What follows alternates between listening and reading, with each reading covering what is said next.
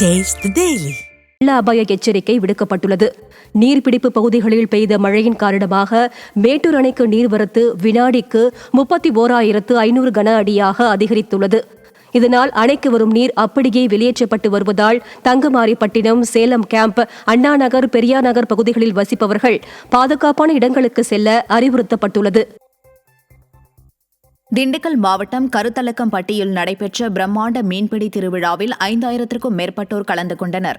20 acre பரப்பளவில் உள்ள சத்திர கண்மாயில் நடைபெற்ற மீன்பிடி திருவிழாவில் சுற்றுப்பகுதி மட்டுமின்றி வெளி மாவட்டங்களில் இருந்தும் ஏராளமானோர் கலந்து கொண்டு ஜிலேபி, குரவை, ரோகு உள்ளிட்ட பல்வேறு வகையான மீன்களை பிடித்து மகிழ்ந்தனர். கள்ளக்குறிச்சி மாவட்டம் திருக்கோவிலூர் அருகே காரின் டயர் வெடித்து விபத்துக்குள்ளானதில் 4 பேர் சம்பவ இடத்திலேயே பரிதாபமாக உயிரிழந்தனர். அத்திப்பாக்கம் கிராமத்திலிருந்து மாதவன் என்ற காவலர் திருவண்ணாமலை நோக்கி தனது குடும்பத்துடன் சென்று கொண்டிருந்தார். அப்போது திடீரென டயர் வெடித்து கார் விபத்துக்குள்ளானதில் சம்பவ இடத்திலேயே 4 பேர் உயிரிழந்தனர். மேலும் இவ்விபத்தில் காயமடைந்த மாதவன் உட்பட 5 பேர் மருத்துவமனையில் அனுமதிக்கப்பட்டனர்.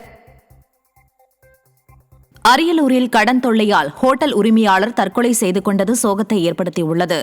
கயர்லாபாத்தை சேர்ந்த மாரிமுத்து கடன் பிரச்சினையால் அவதிப்பட்டு வந்த நிலையில் கள்ளங்குறிச்சியில் தான் நடத்தி வந்த ஹோட்டலின் பின்புறம் தூக்கிட்டு தற்கொலை செய்து கொண்டார். விடியா ஸ்டாலின் மாடல் அரசு கந்துவட்டி கொடுமையை தடுக்காமல் கண் துடைப்பிற்கு சட்டம் இயற்றி மக்களை ஏமாற்றி வருவதாக குற்றம் சாட்டப்படுகிறது.